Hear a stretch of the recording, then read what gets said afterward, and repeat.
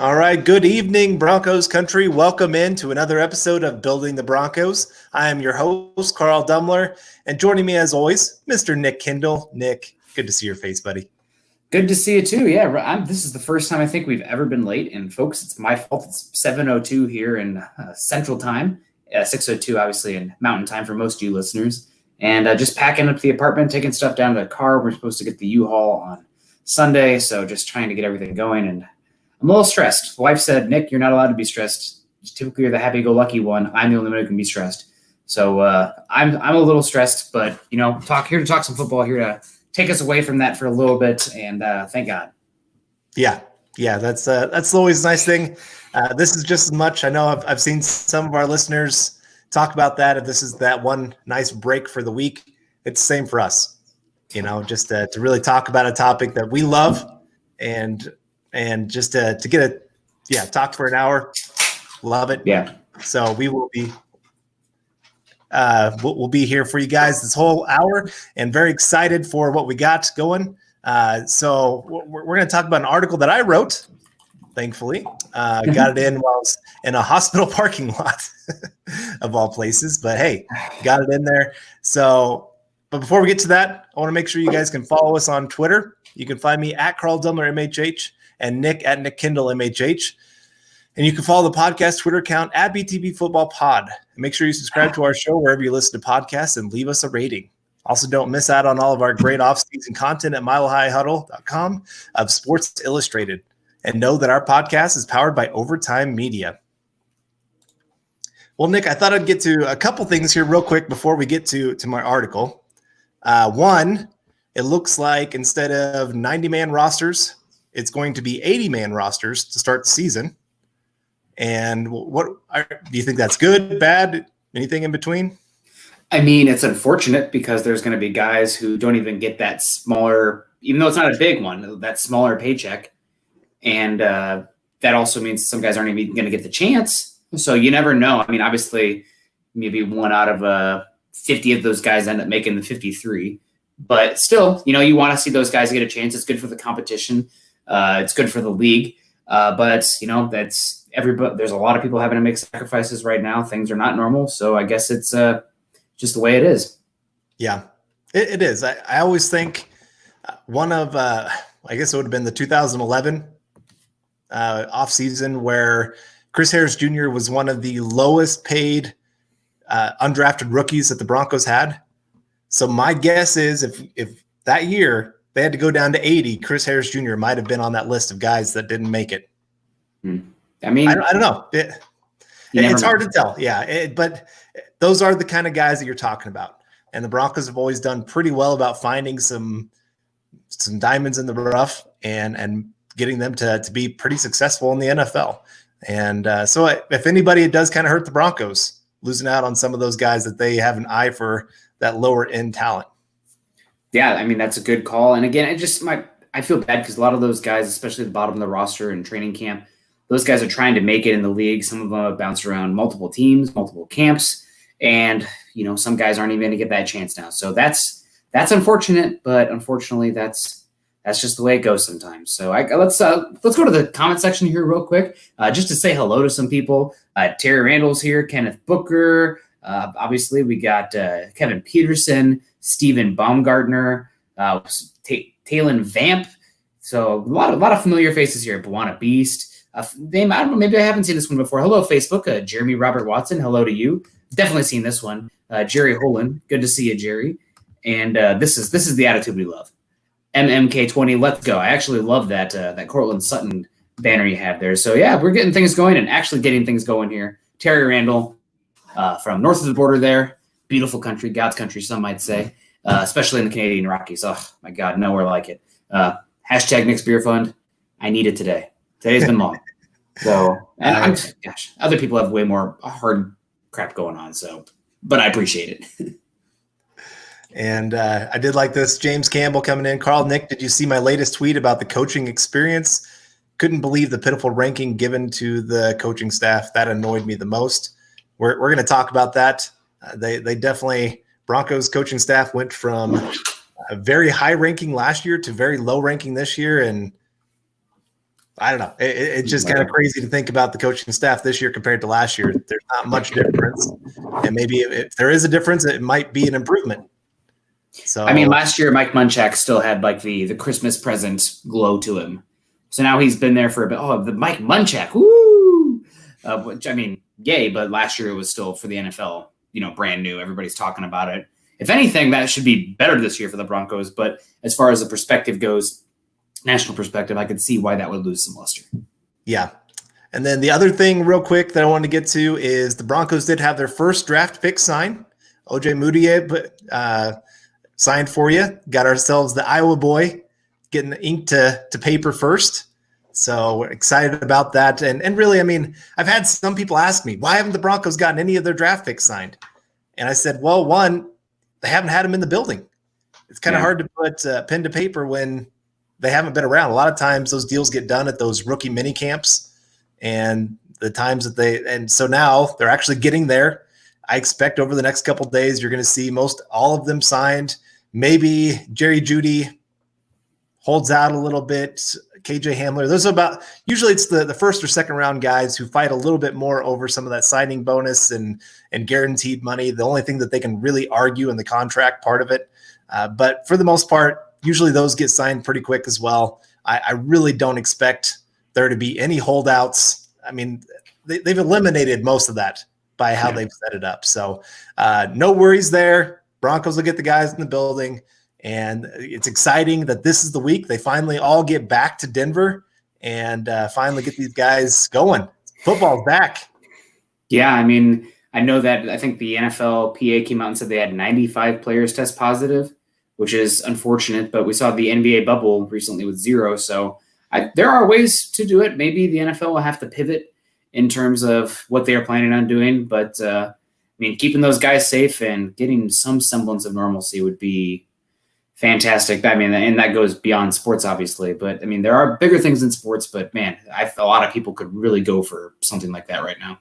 Yeah, exactly. So, all right. Well, our main talking point today is the ESPN does this every year, that they put out there what they call the future power rankings, where they see teams in 3 years. How strong are they going to be? And, I mean, understand – this is looking 3 years in the future of the NFL, and that's impossible. I mean, even the teams that have a young quarterback, it's amazing how much things can change in a hurry. I mean, Carson Wentz a couple years ago was the talk of the town. Now there's some that are kind of going, why did they just draft a quarterback in the second round? And so I remember even last year they were talking over whether they should have kept Nick Foles or gone with Carson Wentz. Well, that turned out to be pretty obvious pretty quickly. Yeah, it did. Well, I know, but I'm just saying the future power rankings, understand, as much as we can argue about them and everything else, but they're just like any other power rankings before the season starts. And it's even more because you're looking 3 years in advance. Do you know who the top 2 teams were last year? I do not. Let me guess. Teams that would have been very good on their – teams with a good young quarterback. I would say the Seahawks were probably up there still because there's some Russell Wilson love. Maybe well, they weren't one of the top 2. No, oh my God! I just feel like if you have the quarterback, they automatically should bounce you up to the top. Yeah. So maybe the Patriots. There's some ESPN bias there. Oh, they have Bill Belichick. They were always be good. They were second. Okay. Patriots were second. Give me a hint. Their player retired. Their player retired. They had one player. Face of the franchise. And he retired? Oh, my gosh. I have no idea. Andrew Luck. And the Colts. Oh, see, quarterbacks. Andrew Luck feels like he retired 30 years ago. It really does. That was so long ago. But yes, Indianapolis Colts were number 1. Well, I mean, I don't blame ESPN so much for that one. I mean, who saw that coming? Andrew Luck was – if he was still playing right now, I'd say the Colts would be a Super Bowl contender for real. I mean, they brought in 5 on the list, and they did be deserving. But anyway, looking at this list, here's how they do it. They have their analysts make up a ranking of how they want to do it, a grade finally of based on coaching staff, okay, non-quarterback roster, quarterback, front office, and draft. So 5 categories. Is that like future draft picks or like the draft they just had? I think it's draft they just had. Okay. Because like if, let's say you had a buttload of picks next year, that might be something like Miami right now. Like Miami has 2 first-round picks next year because Bill O'Brien's a freaking trash general manager. Yeah. So Miami next year could have 2 picks in the top 15. Like that would be huge for them, especially if Tua hits. So it would be that would be interesting. So that makes sense. Yeah, I think it's maybe even as like the last few drafts. Just looking at how they've done and things like that. They had the Broncos ranked 17th on their draft. Interesting. Okay. Well, I guess middle of the pack, but if Drew Lock's a hit and you got him in the second round, and Noah Fant's as good as he's been, and Bradley Chubb's coming back, I guess I can live with that, but I'd argue probably in the top 12. I would too. I mean, I was a little shocked when they had him that low. Yeah. I don't know how you can look at these past drafts because everybody and their dog pretty much gave the Broncos an A grade on this last draft with the players that they brought in. Yeah. Even in the article itself, they were bragging about what the Broncos did to surround Drew Lock with the talent that they do now. They were really bragging up the Broncos draft. So that's why I was a little surprised to see them have it clear down there at 17th in the NFL. Maybe there's just some carryover hangover effect with the Broncos and the Paxton Lynch pick still. I mean, for Elway, you'll still see people comment about, the big, tall, not good quarterback that Elway will fall in love with. Like, that'll probably be something that sticks with him for a bit because, Brock Osweiler, then Paxton Lynch. But, that stereotype seems to be dead in the water at this point for anybody who's actually following the team closely. Like you and I are, unlike, an NFL, what is the word I'm looking for here? Somebody is pontificating on it. Yeah. So that was one of their rankings. The biggest leap for the Broncos was in the wrong direction. They went from 13th last year in the coaching staff to 28th this year. I guess they really do not like Pat Shurmur. Or Vic Fangio. Or something with Vic. Maybe those Vic Fangio comments really rubbed that right or the wrong way, but that doesn't make any sense to me. Scangarello was a complete unknown. Shurmur's been pretty darn good when he's been an offensive coordinator. You have second year of Vic Fangio and Ed Donatel. McMahon, say what you will, but and we say you don't want to forget about special teams, but it's not like that's enough to make that much of a difference. So, and again, Mike Munchak's still here. So, yeah. And I did want to comment on this. Todd Anderson, the only way to raise your power rankings is to win games. I agree. And honestly, the 24th overall ranking, I don't have much problem with it. The Broncos haven't given much reason to say, hey, they have promise or anything like that. They've had 4 losing seasons in a row, 3. I think three. So yeah, that's understandable. But it's seeing some of the jumps and some of the reasonings behind it that really got me with this article. One, when they were talking about biggest thing to worry about, they were talking about the offensive line and the sack rate that they give up because they were like 28th last year in sack rate per pass attempt. But with Drew Lock, they were number 1. So that's the thing is some of those reasonings is why. I can understand how they can arrive at 24th. I just don't understand some of the process that they went through to get there. Like I said, coaching staff going from 13th to 28th when you replace maybe the weak link on the coaching staff itself. Yeah, I don't know if I'd even call Scangarello a weak link per se. I think the conservatism that he showed in the play calling was an issue, but that's such a big, huge drop that it doesn't make any sense to me. And again, the biggest thing, if you're touting the sack rate, going from Joe Flacco to anybody, let's say just even an average quarterback rather than Drew, the average as far as getting rid of the football, not being sacked, that would be a huge difference because Joe Flacco, I can't remember who did the piece, but there was a footwork piece from a month ago where Joe Flacco, essentially, his 3-step drops were actually 4-step drops on top of just how slow he is to get back, on top of how long his windup is. And Drew Lock's 3-step drop is essentially a 2-step drop. So he can get rid of it much quicker, and then he's also really good. When he doesn't feel interior pressure, he can escape out the side. So, a lot of people like to poop on the offensive line. I get it. It's been the flavor of the month in Denver for the past 3 years, especially on those more in the fan category.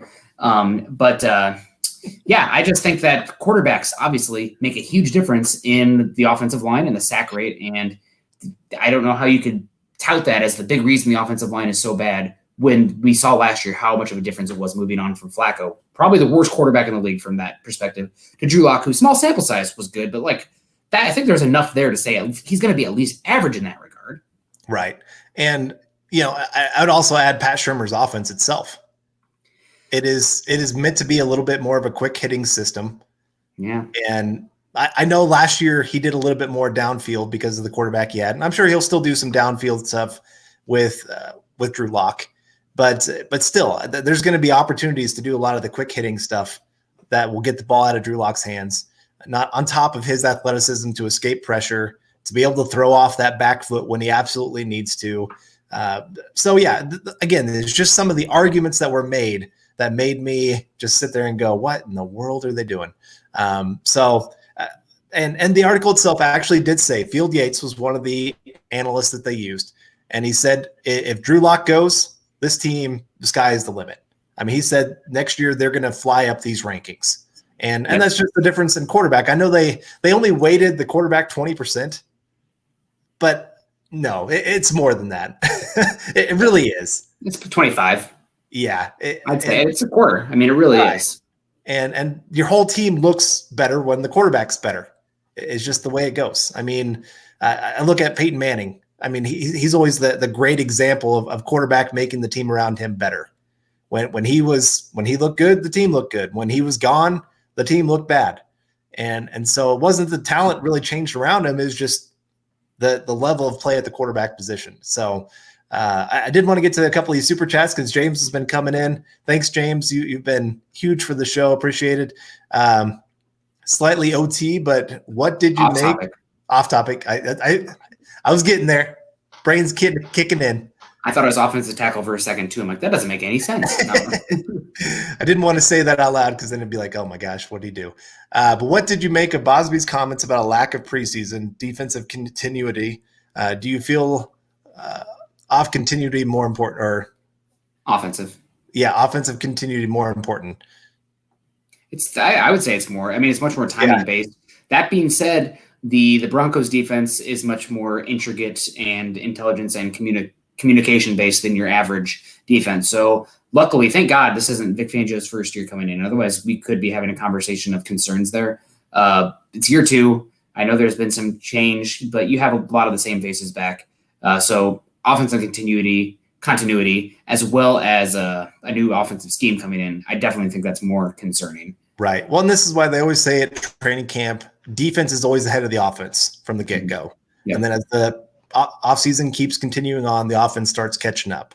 So, that's going to show up even more through this season. And so it's great. Again, Vic Fangio, defense is going to have to carry the team probably early on in the season and hope that the offense by week 6 and on can really start cooking by that point. With how the schedule is, we will see. But who knows what the season's even going to freaking look like. So, whatever. James continues on here, actually, with another comment. Seems like teams with offensive continuity would benefit much more than teams with defensive continuity, especially D, usually ahead at the stage. Good comment.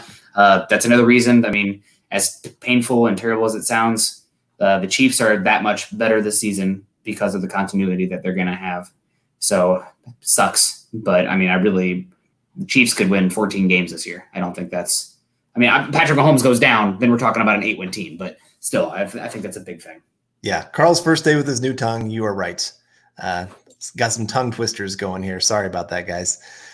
I had a comment, and I'm just going to keep it to myself. Like, just inappropriate. Let's just move on. Yeah. But, all right. So then a couple of the other rankings, they did have the overall roster non-quarterback at 16th, which I would say is a pretty big sign of respect to the Broncos that is surprising. Yeah. Honestly. Huh.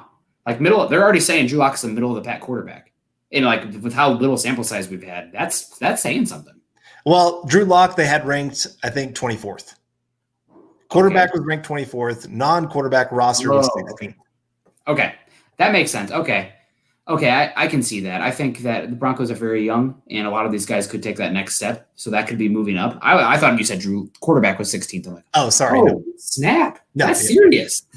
So, okay, I think that's about right. Yeah. Let's see. And then Todd coming in here. I really think having the closed training camp may help Shermer and Shula to put together the offense.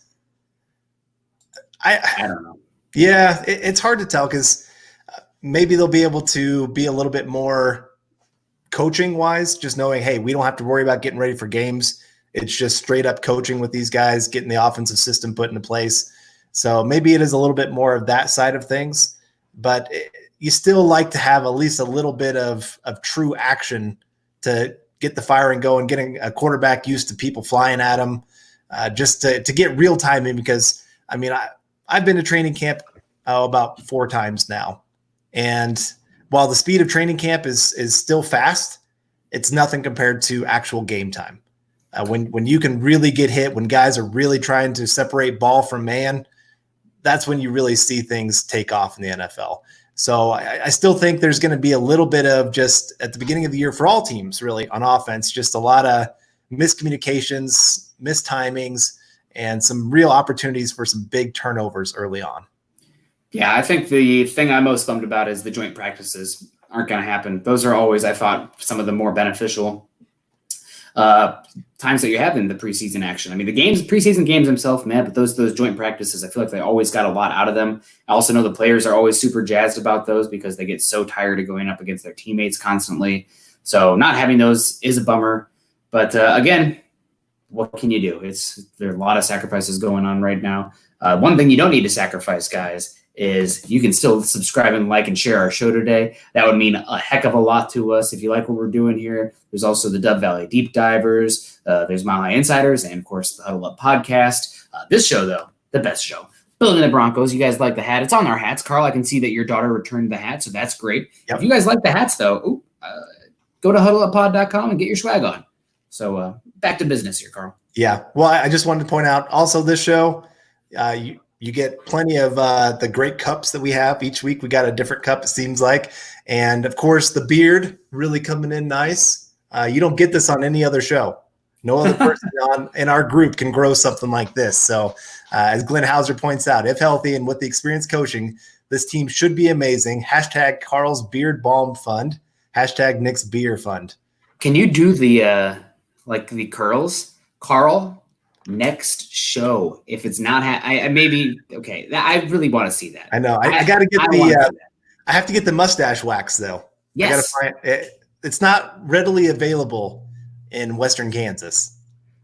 Amazon is everywhere. That's true. I'll have to look on Amazon, see what I can find, and I'll see if I can get that all curled up because it is long. My wife, I've always said this is how she always knows my beard is out of control is when she kisses more hair than lip. No comment. James coming in again. Broncos World, Nick's Beer Fund. Need a hashtag for Carl. Carl's mustache wax. I think, guys, we need to have that. I'm really now. I want to end the podcast until you go fix it. Now that's the only thing I can think of.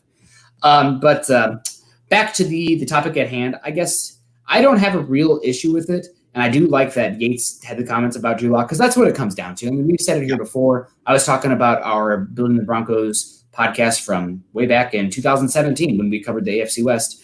And we were talking about the Chiefs draft. And we're like, Tano Passanio, these other guys, if they hit, that would be great. Or not great, but that would be great for the Chiefs. But it doesn't matter. They could all bust if that guy they traded up to number 10 to get, Patrick Mahomes, hits, or 12, 10? 10, because Watson went 12. Yep. Then it's not going to matter because that's how important that quarterback position is. Same with Drew Lock. I mean, if Drew Lock shows that he belongs this year, the Broncos could be easily in the top 10 a year from now. And we keep saying it on here too. I think the Broncos, this year, if they can get to the playoffs, even 8-8 and miss the playoffs would suck. But even that, I think, is steps in the right direction, depending on how they play on the field. There's obviously you need to have a little bit of nuance there. But the window is 2021, 2022. This team is built 2021, 2022. That's when the Chiefs are going to lose a lot of depth these upcoming seasons. They're able to retain those people. God bless it. Really annoying. But 2021, 2022, I think the Broncos are really going to be in a good position to compete. Glenn Hauser, # Carl's Waxing Fund. It might freak people out. That's true. And then Terry Randall coming in, # Carl's Majestic Beard. Thank you for the super chat there, Terry. Appreciate it. And Kevin Peterson coming in with the super chat as well. Love you, Carl. So it's in fun. You have a slight resemblance to Al Borland from Tool Time. I think I've put that picture up on Twitter a couple times. I have dressed up as him for Halloween before, and there is an uncanny resemblance. I have kind of actually met the guy. Well, I mean, I saw him from a distance and waved, and he did not wave back. He gave you the bird. He was focused. He was getting ready for his show. All right. I don't blame him. I understand. You got to get focused in. I get focused in for this show, and I've got my routine before we get on here that I go through. This is interesting. Your boy DJ. Hey, I'm Chad's son. He says, keep it up. Well, thank you, your boy DJ. Appreciate it. And tell Chad to tune in. What's he doing? He's got nothing better to do. He can come in and hang out right now. I think your boy DJ, let us know if you're the person who Carl and I a couple of years ago, it was just last year when we talked about a bunch of everybody was pooping on Drew Lock at this point about a year and a half ago. And we're like, pre-draft scouting reports, that doesn't mean that the quarterback's going to bust. And we found some about Peyton Manning and Aaron Rodgers and Russell Wilson. And we had them record like the Pokemon, like, who's that Pokemon? Do you remember that? Like they did that. I still have that on my computer somewhere. So you let us know if that was you, your boy DJ, because those are adorable. Yeah, those are adorable. All right. I did see a really good question coming in here about the backup quarterback situation for the Broncos, just with the possibility that Drew Lock might have to sit out a couple weeks if he catches something. And so I think Kenneth Booker was the one. Yes, here it is. Hey, what's up, fellas? I didn't want Cam Newton or Jameis Winston, even if they were on cheap contracts. But if Lock tests positive, do you really trust Jeff Driscoll? No. Not really, but more than Brandon Allen. So I feel like you have that, at least that going for you. But I mean, how many teams do you feel great about the backup quarterback situation? Not many. Yeah, it's true. Yeah. You've got maybe 5 to 6 teams that would feel halfway comfortable with their backup coming in. And that's about it. So, I mean, who was it for the Colts a long time ago? They said they were asking about if they had a plan B from Peyton Manning. It was Tom Moore. Was that who it was? Okay. I think it was Tom Moore. Yeah, he's like, if we don't have Manning, we're screwed. Like that's just the truth of the situation, and it's the same for us. Broncos are going to have to really struggle through those games. They're going to have to lean on the defense, get some lucky breaks to go through, kind of like when Peyton Manning went down in 2015. Brock Osweiler did enough, but I mean, it was easy to see he wasn't a great quarterback during that stretch. I know some people looked at the record and said 5-2, and oh my gosh, this guy's the future. It is where you got to pay attention to what they actually do on the field, because the defense was winning games all year. How much of that was actually Osweiler?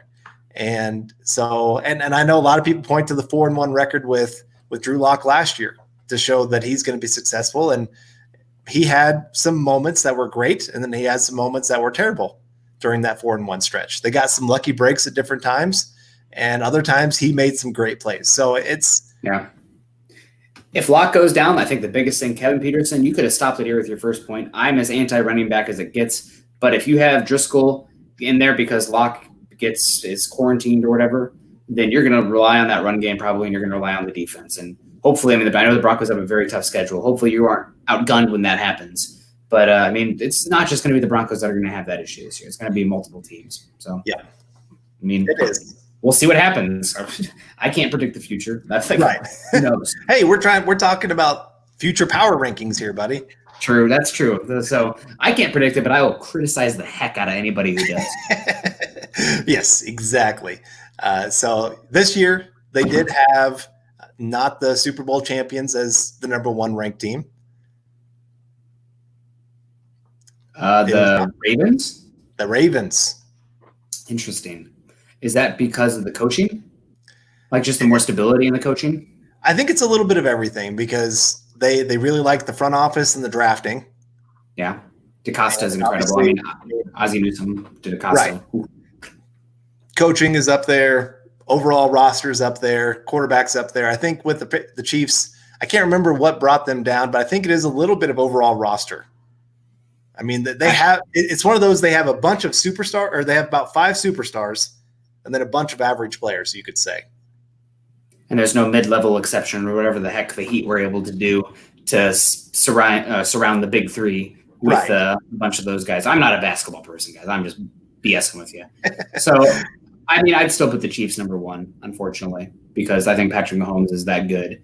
And also, maybe this is just me. I still don't fully trust Lamar Jackson. I'm sorry. Like, I understand he's an incredible athlete, but sometimes when he takes hits, I just wince. And it's like, is this the sustainable type of offense? I don't know. Right. Well, that's we said the same thing about Cam Newton. Yeah. And I mean, look how quickly he went from MVP to replaceable player because his body started breaking down pretty quick there. Big Ben is another one that took a lot of hits and his body started breaking down. Andrew Luck took a lot of hits. And so as much as these athletic quarterbacks are great to have, there is a point that you have to start worrying the longevity of how well their career is going to do. That's why a guy like Tom Brady and Peyton Manning can last forever because they never get hit. Yeah. You want a guy who's athletic that uses that athleticism to extend plays in the pass game. Yeah.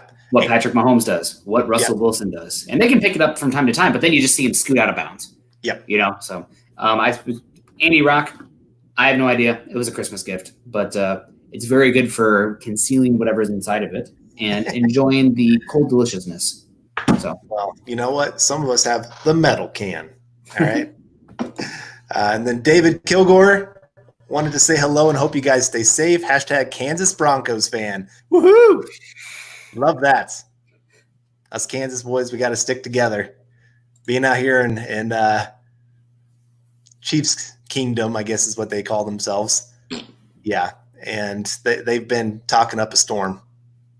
Tired of it. It's unfortunate, and I guess I'm a little bit sad that I wasn't around for Elway's heyday because we could have talked a lot of crap for a long time.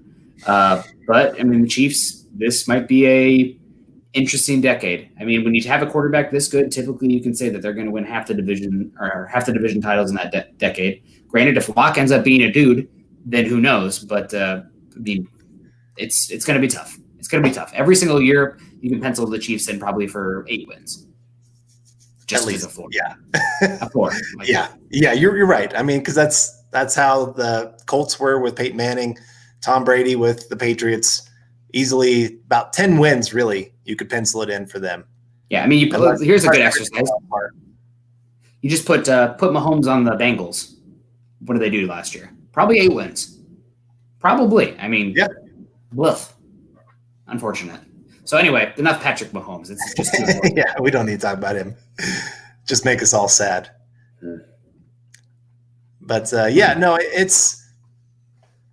it is interesting just seeing how they view their power rankings moving forward. And like I said, it does change from year to year. You have coaching staffs, front offices. Therefore, the first 5 years of John Elway's time here, everybody talked how great he was as a GM. And then all of a sudden had a few bad drafts, quarterback situation didn't get figured out, and boom, he's gone. John Harbaugh, you think about there with the Ravens, there was some talk that they were going to fire him, let him go. And now trade him. Right, or trade him. But that just kind of seemed like his time had ran its course. And then all of a sudden, boom, you get Lamar Jackson and away we go. And now he's back to being that top 5 coach. And it's just kind of it's all about the situation that you're in. Yeah. And I have no idea what situation prompted this, but Charlie Beagle coming in, Patriots fans are the worst. The worst. I guess they are. And I really hope that they suck this year. I really do. Not enough where they get a good quarterback, but let's say 5-6 wins where they have to take that third quarterback if they take one. Because I don't think they're going to be able to handle it. They're either going to jump ship or they're going to be absolutely hilarious and just melt down constantly. Yep. The Dead Sea is the saltiest place on earth next to Patriots Kingdom or whatever the heck you want to call it. The worst. Absolutely despise them. Yeah, pretty much. And Brian Greenfield coming in here with the super chat. Al didn't wave back. He thought you was a celeb stalker. That really could have been. You were a clone. There to replace him. He had to do a double take. His younger years, I was the prequel. That's what I was going to be. Well, there's always the future, Carl. There's a niche for home improvement too. You can do apartment improvement because nobody can buy homes anymore. And then David Kilgore coming in with another super chat. Appreciate that. Carl, what's your opinion of K-State football? Not great. Just because I had some bad run-ins when I lived in Manhattan with some football players. And I know that's probably every team out there. There's going to be some bad guys in the locker room. Just kind of put a bad taste in my mouth. I just didn't. It was hard for me to cheer for him. I cheer for him a little bit more now because I know some of their coaching staff. I know some of their players and stuff. And then what part of Kansas are you in? I'm in Garden City. I'm in the northwest corner. So you're the southwest. I'm the northwest. So we're not too far away from each other. I go to Garden City every once in a while. I know that area. That's my golfing place. Some of my favorite courses are down there. How close are you to Manhattan? About 3 hours. 3 hours? Man, my wife, I know we're not supposed to talk too much beer on here, but the Tall Grass Brewery, I think that's in Manhattan. They do something, a stout called Vanilla Buffalo Sweat, and they stopped distributing it. Yeah. And I think she sometimes still wakes up and cries. Because we have a can in our fridge that has been expired since like 2017 that we just could not drink or like get rid of, that we're going to have to do something with now that we're moving. I don't think we should move a can of expired beer, but like, man, the nostalgia on that one's really upsetting. So that's one. If we're ever going to come to Kansas, Carl, it's because we're going to go there to get some Vanilla Buffalo Sweat. Ouch. Man, not to see me. Okay. West Kansas. I don't know. We got to meet at a Bronco game, honestly. Yeah. That way we can meet a lot of the people in the chat here. Yeah, and see, I'm getting all my Kansas people in here today. Andy Rock Lovato, Liberal, Kansas in the house. That's right. Got Western Kansas really recognized here today. I'm excited. We don't have Pabby in the chat, unfortunately, as we'd have some Iowa talk going on here. Yeah. But what can you do? So, Carl, do you have that list of the teams, how they were ranked? I can get it real quick. Because I'm just curious how it went. Because I skimmed over it, but I can't say the word. I had a shift today at the hospital in relation to the state of the world going on right now. Thanks, YouTube, for making me talk in these random BS circles. But, we got Southern Nebraska coming in. Steven, I think you are a Nebby fan as well. You and a good friend of the show, Cam Parker. So, Nebraska. Ugh, darn Cornhuskers. No, that's definitely fine. And it looks like Buana's saying we can say CV. I don't know if that's an acronym or actually saying there, John, but please let us know. Justin coming in. Good to see you, Justin. Justin Statler. I'm going to my first game this season. Fingers crossed. Man, I'm crossing fingers for you too, Justin. Who knows what that's going to look like if they'll allow fans, but that would be fantastic if we can. So we will see. All right. What do you want to know here? I just wanted to know the general overall order, but I wanted to hear it from the bottom to the top. Bottom to the top. I think it's a little bit more interesting that way. Okay. Start with the misery.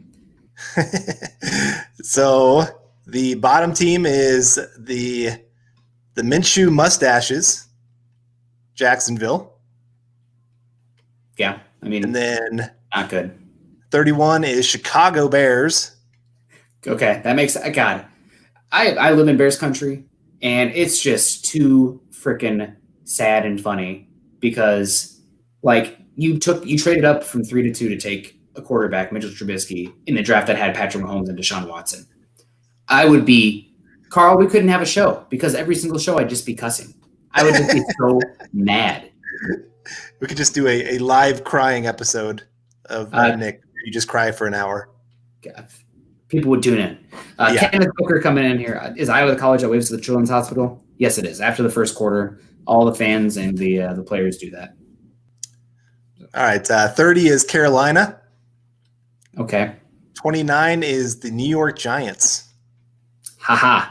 Okay. That's the interesting. I mean, their defense is trash. Their offensive line is still not good. They do have overall roster. They are ranked dead last. Okay, well that's because their defense is probably horrific.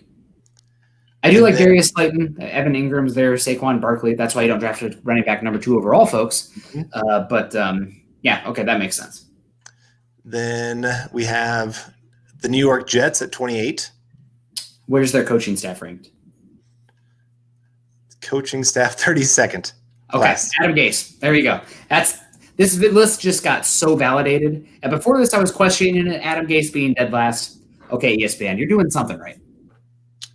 Then we got the Bengals at 27. Okay. Redskins, Washington something at 26. Carl, you're canceled. I know. I'm sorry. I'm sorry, everyone. It's habit. Detroit Lions 25. Broncos 24. I'm upset a little bit now just because the team's below them. Should be below them, but like that feels like they shouldn't be listed with them. So this one's a little surprise. Houston Texans 23. It's got to be because of Watson, right? Well, the quarterback rank is number 4 for them. And then everything else is 20 or below. So it's the quarterback. I mean, that's fair. Yeah. If you're going to say the quarterback is super duper important and weighted, what was it, 20% of it? Well, Watson, I would say, if I'm starting a team right now, honest to God, Watson would be the number 4 quarterback I would take. So I can get it. 22nd is the Arizona Cardinals, and they have Kyler Murray ranked number 11 at quarterback. I guess they don't know much about him yet, but I think Kyler Murray is the truth. I really do. Then they have Dolphins at 20. Okay. And the Falcons tied for 20th. Okay. See, now I'm liking this less and less. I was saying the Broncos should probably be about 16. I think if we keep going here, that'll probably be right around the range of teams that they should be at. We got the Las Vegas Raiders at 19. Why do they like the Raiders so much? I think John Gruden's so overrated. Coaching is ranked 17th. And then, like, all their rankings are really bad except for they have draft ranked high at number 8. The team that took Clellan Ferrell at 4 overall gets 8th overall draft. I mean, I guess you can argue just because of the volume of capital they had, but like their best pick has been a running back. You know, like what are we talking about? What are we doing? That's dumb. Then the Rams are at 18. How the mighty fall from Super Bowl runner-up to 18th in the future power rankings. Chargers are ranked 17th. And then Browns are 16th. Okay. Green Bay Packers at 15. See, this is right around where the Broncos should be. And then this one, I'm a little shocked on a couple of their rankings, but Buffalo Bills at 14. Okay. And they have Josh Allen as the 26th quarterback. I mean, so they view Drew Lock better. And then Patriots at 13. They are number 1 in coaching and number 1 in front office. Okay. Everything else is bad. Yeah. They are 30th in quarterback ranking. Yeah, I mean, Cam Newton, good player, but his arm kind of fell off. Vikings at 12. And then Tennessee at 11. Huh. See, I think Denver belongs at this company. I really do. I think you can make an argument Denver 12 to 16. Now, the more I hear about it. Colts are at 10.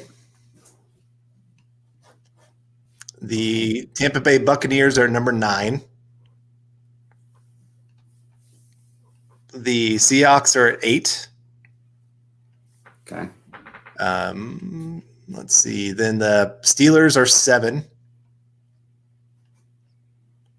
The Eagles are 6. The Cowboys are 5. And they are number 1 ranked in draft, by the way. And then the Saints are number 4. And they are ranked number 1 in overall roster. I mean, I agree with that. I think the Saints are the best number 1 overall roster right now. And then they're tied for first, I guess I should say, with San Francisco for number 1 overall roster. Okay. And then the Chiefs are number 2. Their lowest ranking is the draft at number 10. And then number 1, the Ravens. So, yeah, I mean, I don't agree with it. 24 for the Broncos, I think, is pretty low, especially with the coaching thing. I mean, that's where the gunk is in the formula. Doesn't make any sense for them to drop like they did, but I guess we'll see. I think I saw a question here. Kenneth Booker, Carl and Nick, do you guys play football as kids? Yes, we both did. And what position did you play? I played defensive end and tight end. I'm an Iowa guy, so I had to play tight end. I think you're out of the womb. They're like, you know what? Tight end. So, Carl, what about you? I played wide receiver and defensive end and fullback. How tall are you? I am 5'9". And defensive end? Yep. Interesting. Well, you have to remember, I'm from a small town. Okay. Where your biggest offensive lineman is maybe 200 pounds. Okay. So me playing defensive end, I'm lined up against a guy that's pretty much my size, either at the offensive tackle or the defensive or the tight end spot. Man, I'd have made you look like Evan Ingram versus DeMarcus Walker in college, just right up there. Like, why is that tight end killing that defensive end? Well, he's 5'9". So. Yeah, the weird thing is, my only touchdown in high school came from the defensive end position. Mm-hmm. Had a fumble recovery that I ran back for a touchdown. It was not from wide receiver because back then nobody threw the football. So I was more of a glorified offensive lineman. Like I went out there, played the wide receiver spot, and they just said, go block that guy in front of you. And both of us would look at each other and go, ball's not coming out here. They're running it straight up the middle every time. And so we'd do nothing. And so fullback, I did get a few carries. That one was kind of last minute. Our fullback got a concussion, and coach just goes, Dumler, you're in a fullback. Coach, I've never played it before. I don't care. Just run straight forward, hit somebody. That was my fullback experience. That's the Andy Janovich experience too. So the same as me, another fumble recovery touchdown, but a tight end. We got Pabby coming in. Speaking of Iowa, go Broncos at work. Love the MHH family. Pabby, good to see you. Thank you so much. Again, I'm leaving the great state of Iowa here coming up pretty soon, so makes me a little sad. I did live 4 years in Rock Island, Illinois, for undergrad, but been in Iowa my whole life, and we're moving on. So we'll see. I haven't announced it publicly yet where we're going yet. Some people know, but yep. So that'll be good, Pabby. Sorry, you're gonna have to just reminisce over that Iowa stuff once the season starts, because we're gonna be out there wherever we're moving. Not saying yet by September. So, but back to the list, we got some questions. How Titans? Somebody brought it up. How are the Titans so high? Brian Greenfield. Good to see you, Brian. Titans are way too high. That's insane. Can you tell me what the Titans are? Because I don't get it. I mean, Ryan Tannehill had one okay year. They paid him. So we'll see how that works. I like Mike Vrabel as a coach. I think they have some talent, but I don't like them enough. What were they at? Like 8, 9? They were 11. 11? Okay, well, damn. Okay, so here's their rankings. Overall roster, they were ranked number 11. Okay. Quarterback was 14th. Okay. Coaching was 12th. Draft was 13th. And front office is 9th. I don't know. I guess I have a hard time evaluating front office coaching just because there's so much roster turnover. And I do like Vrabel, but or I guess coaching turnover. But that seems ridiculously high. If the Titans can be 11, then I'm going to – okay, if the Titans are 11, I think the Broncos are going to smack them down Monday Night Football Week 1. I really do. I think the Broncos are going to beat up on them. Oh, hand the ball to Derrick Henry? Please do. Please keep handing the ball to Derrick Henry. Yeah. So I'm not that worried about that. That'll be good. The biggest thing that in these rankings that I saw is the teams that were consistent across the board were the teams that ranked the highest. And so the Titans there, when their lowest rank is 14th there at quarterback, they're going to finish pretty well. Some of the other teams had really high rankings in about 2 or 3 of the rankings, but then fell off on others. So one that kind of like the Buffalo Bills were one that were a little bit lower considering they were a playoff team last year, young roster, but 26th at quarterback and 20th in the draft. No. Dumb. I don't know. It's an interesting topic to talk about, but I do think that they really did sell the Broncos short. Sim G coming in. Hey, Nick, I played college at the University of Dubuque. Have you heard of it? The Spartans. Yeah, Dubuque. Pretty cool area. If I'm driving through there, though, it means I'm on my way to Decorah or Madison, Wisconsin, which is little cool areas. But, yeah, pretty cool. I remember going up to Dubuque as a kid and going to Grand Harbor. They have a big indoor water park resort. So that was a good time. We got James Campbell coming in. If we can't do this, maybe Carl will tweet it out afterwards, but the coaching rankings. If that's too hard, do they have it on a spreadsheet, or would you have to scroll it and try to figure it out? I'd have to scroll through. I know number 1, of course, is the Patriots. Number 2 is the Chiefs. I don't know who's number 3. I haven't found it yet. If I had to guess, I'd put the Steelers pretty high, but I'm a big Mike Tomlin. They are 7th in coaching. Okay. Is it the Tampa Bay because of Bruce Arians? Eagles are 6th. No, it wasn't them. The Saints are number 3. That makes some sense. So, then 4 is the 49ers. That's a good one. And then let's see, 6th is the Eagles. 7 is the Steelers. 10th is the Seahawks. So I'm just giving them in the order that they. 13th is the Bucks, actually. Okay. And then 11th is the Colts. 12th is the Titans. Vikings are 14th. The Bills are 9th overall. Let's see. 8th overall is the Rams. That was one of the top 10.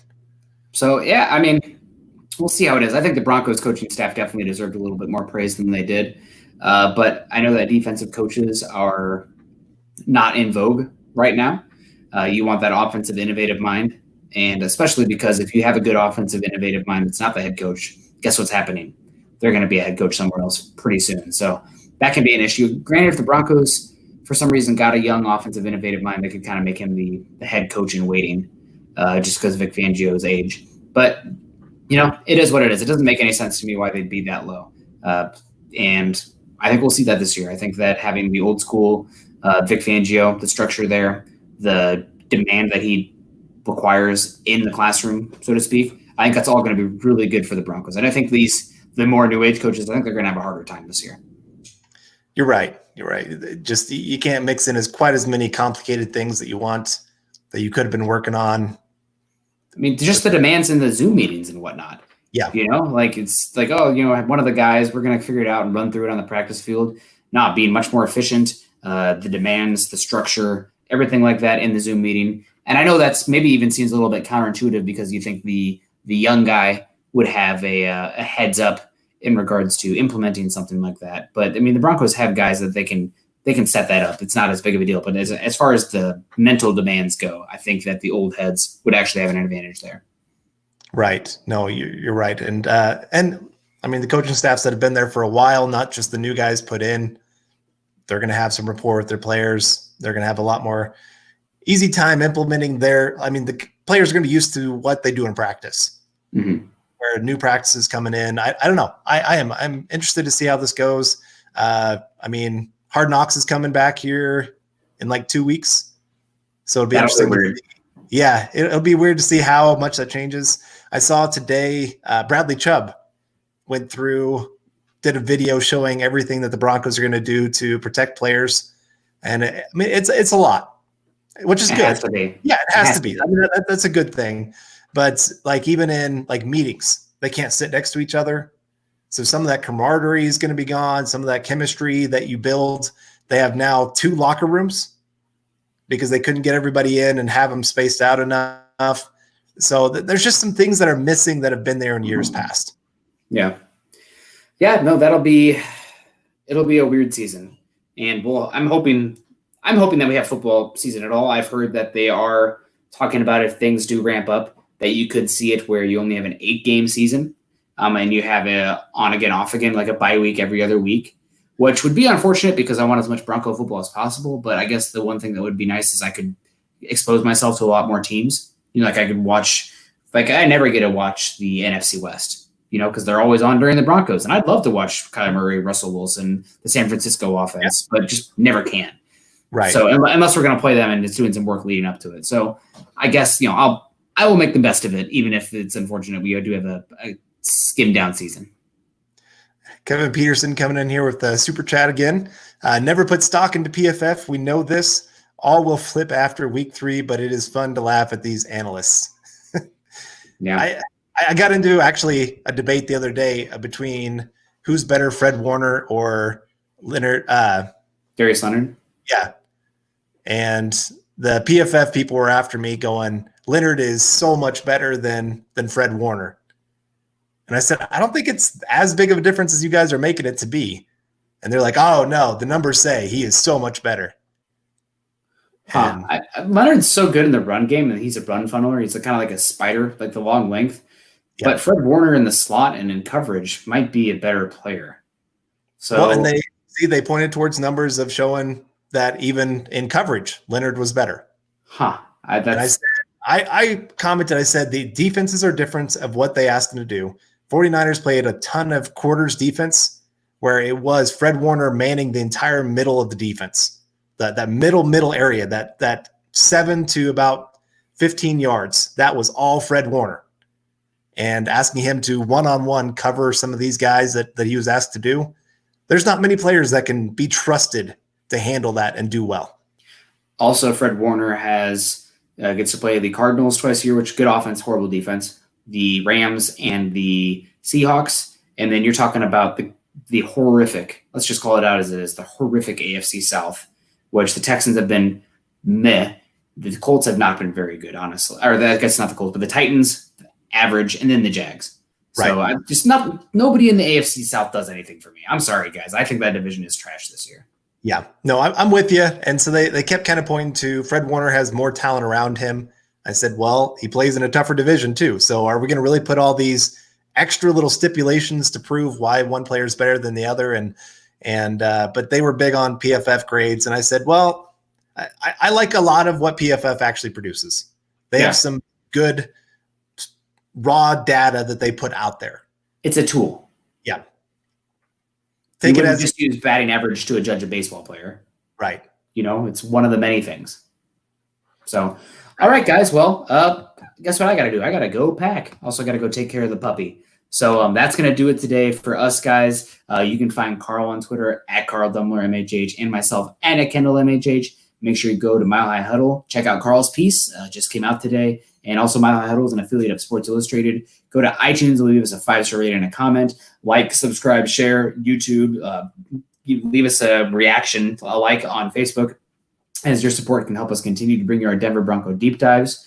Also follow the Building the Broncos podcast and all our other great audio content wherever you listen to these shows by subscribing, and follow us at Mile High Huddle and at BTB Football Pod on Twitter. For Carl, I'm wrapping up another episode of the Building the Broncos podcast. Carl, any parting wisdom for our listeners before we get on out of here? I just wanted to say again, thank you guys for joining us once again for another Tuesday. Always love these times. And, I did just write an article on this very topic of what the Broncos, their rankings, which parts I agree with, which parts I don't, why I do or don't. And so if you head on over to milehighhuddle.com, you'll find that. I know, Nick, you've been working on something that you're going to have out here in the next day or two. Oh, I was going to work on it today, and then it turned into I had a CV shift at the hospital and then packing. So did not get a chance to do it. And also I've been trying to find a job for where we're moving to. And I see Kenneth asking, hey, Nick, what 49 states did you move to? I'll give you a hint. I'm not moving farther south than Iowa. So that rules out about half the country. So there you go, guys. But anyway, we got to get out of here. We got stuff to do. Love you guys. Appreciate the heck out of you. We'll see you next week. I actually won't be here Saturday with Luke. I'm going to be moving that Sunday, so last minute packing, everything like that. So you'll see me again next Tuesday. But until then, everyone stay safe, have a good time, and go Broncos.